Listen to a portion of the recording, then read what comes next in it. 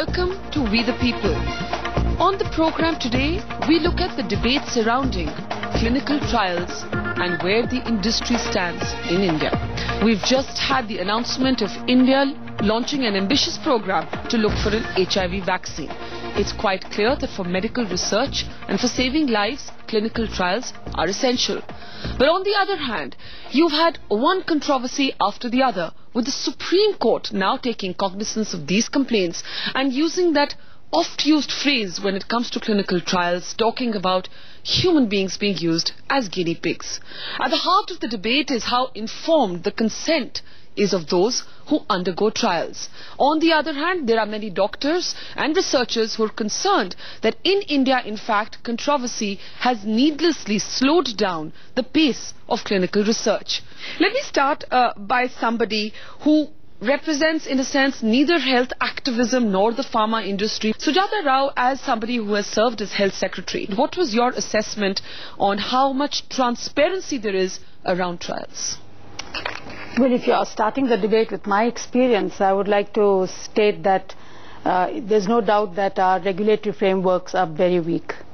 The ministry, which I include the Drug Control Authority also, who is the approving authority for clinical trials, not at all competent intellectually or technically to be able to handle this very, very highly complex and sensitive issue. That's a very serious thing to say. That is not a serious competent thing. To handle this. This was very beautifully reflected by the standing committee, and I really would like to applaud their report, because they really brought out this very important fact that, you know, right now the CDSO, the drug authority, is working with 1/3 of the sanctioned posts.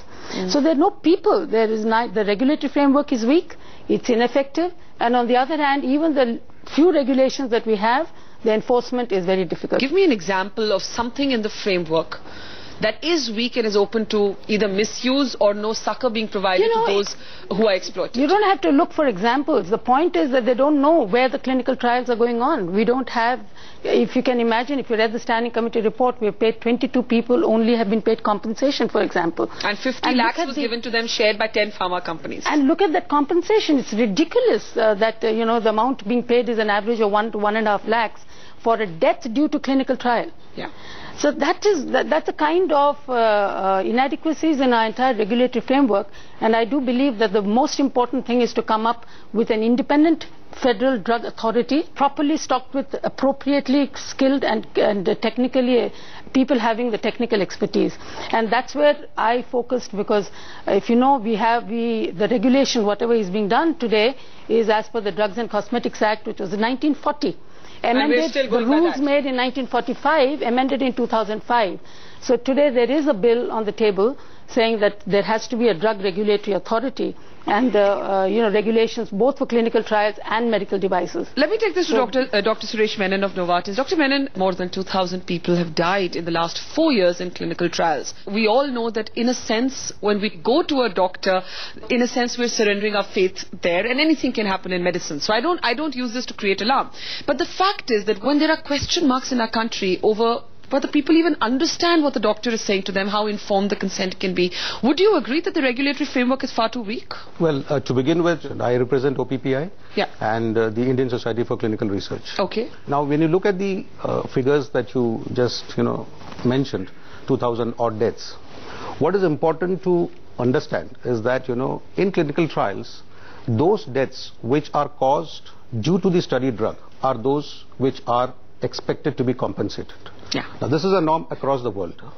If you look at the regulations as they exist in India today, it's a little confusing. Yeah. When the drugs controller gives you a permission, he expects you to report all serious, unexpected, adverse reactions. But if you look at the mother document, which is Schedule Y, that expects you to report all serious, unexpected, adverse events. You're saying when you say that X person has died in a clinical trial, you should be able to prove a causality between the trial and the casualty, and that person may have died due to other causes, including his or her own ailment. See, in simple terms, what it means is, if you are doing a trial in oncology or in cancer, yes, the natural disease progression is going to take away life.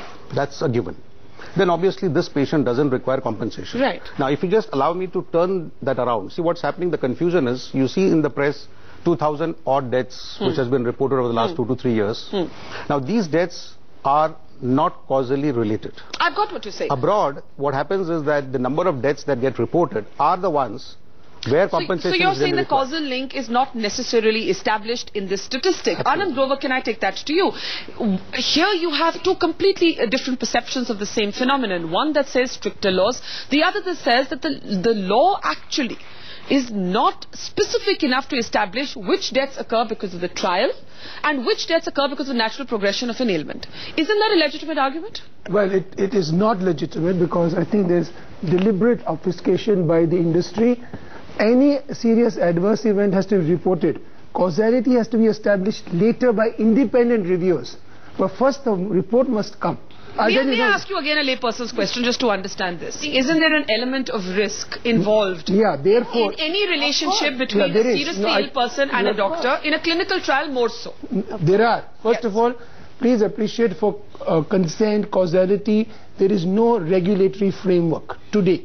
Yeah. The only regulatory framework today is to have an approval of certain number of people in certain institutions to conduct trials, which is very weak. So what the Parliamentary Standing Committee has said is that where is mandatory trial required to be done, companies which my learned friend represents, OPPI, they have not conducted trials. Where they're supposed to do it in 4 sites, they do it in 2 sites. Despite that, which is a criminal conduct, they get away with it. Because the Drug Controlling Authority doesn't look into it. This is the Standing Committee report, I'm not saying it. Okay. Today, not only in India but abroad, companies have been found to be criminally conducting their business.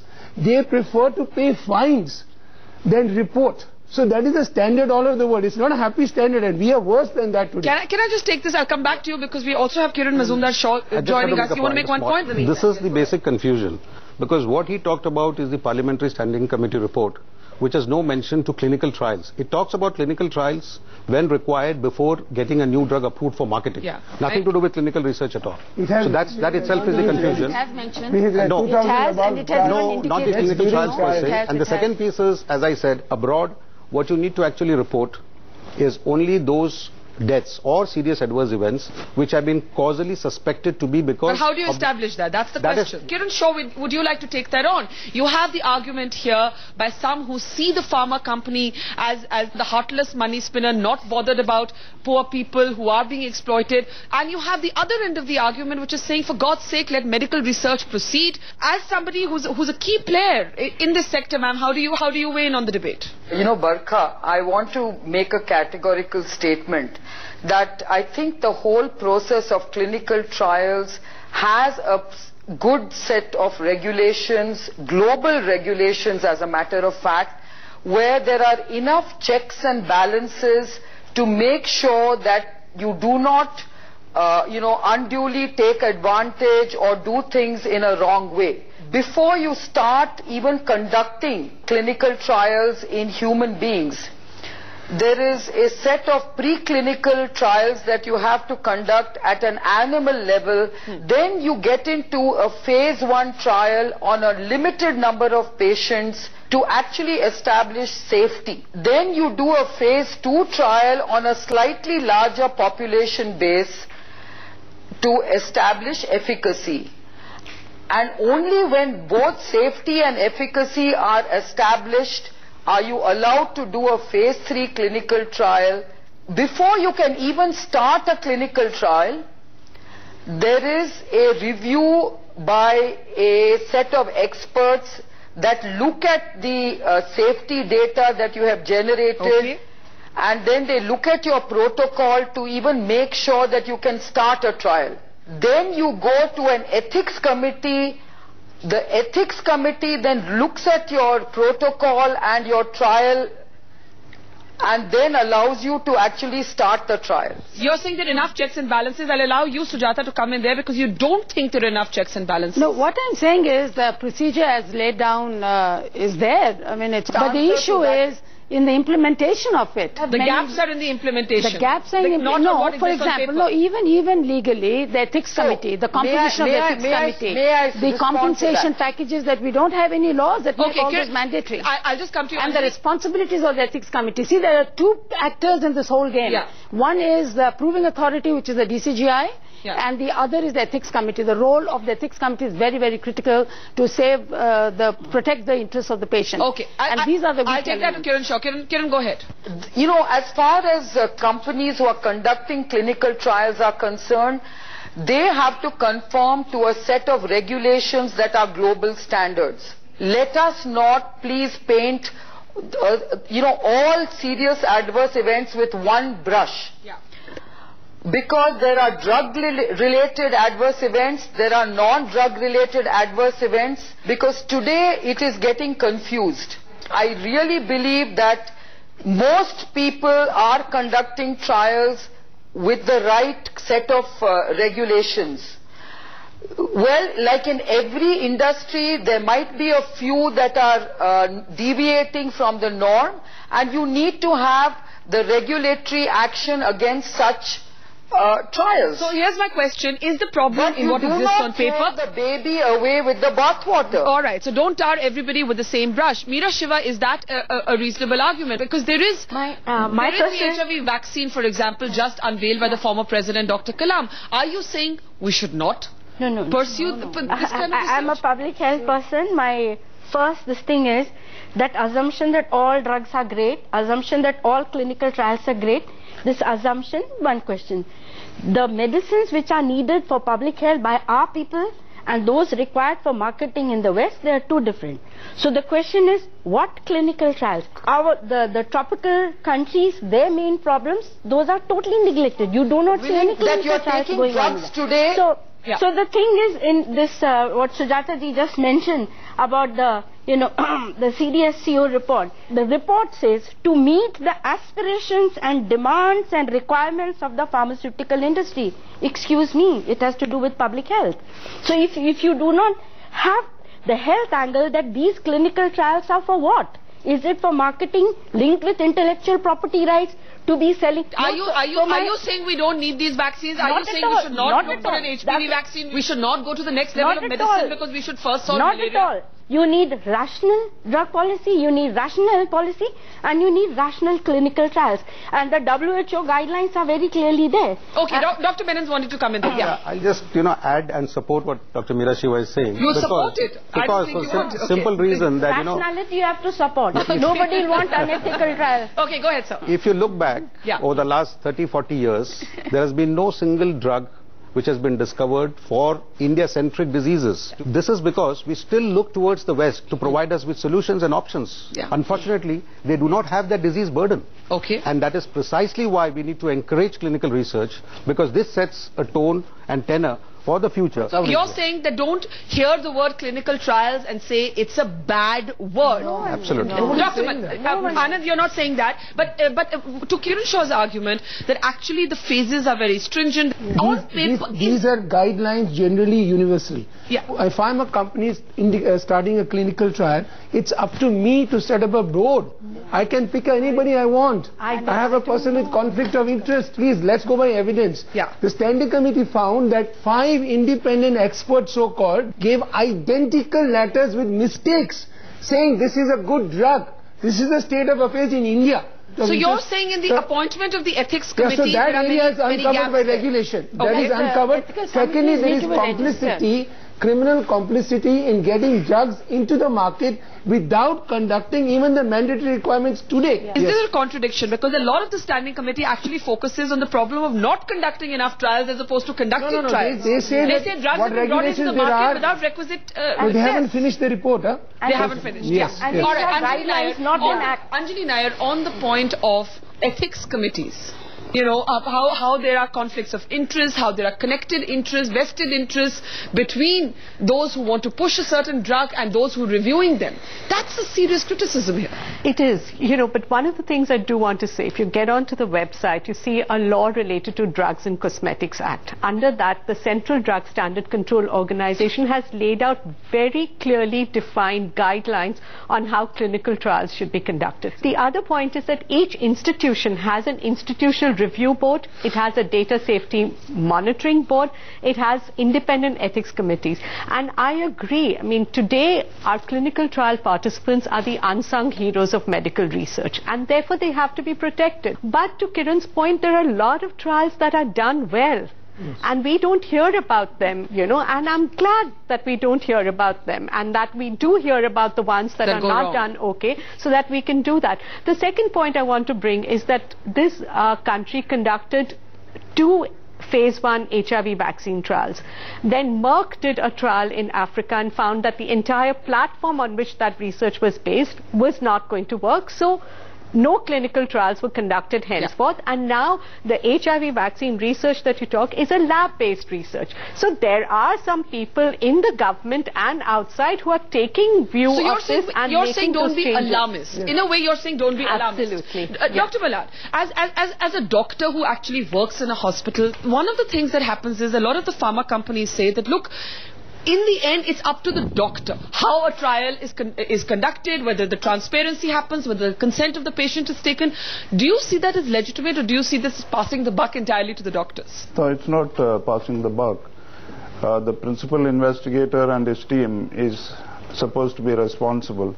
After all, the patient is his or hers. So where do you see the gaps? So the gap is that there are a few individuals, there are a few organizations, there may be in different, So you're saying there are a few bad apples, nothing wrong with the law? The law is fine.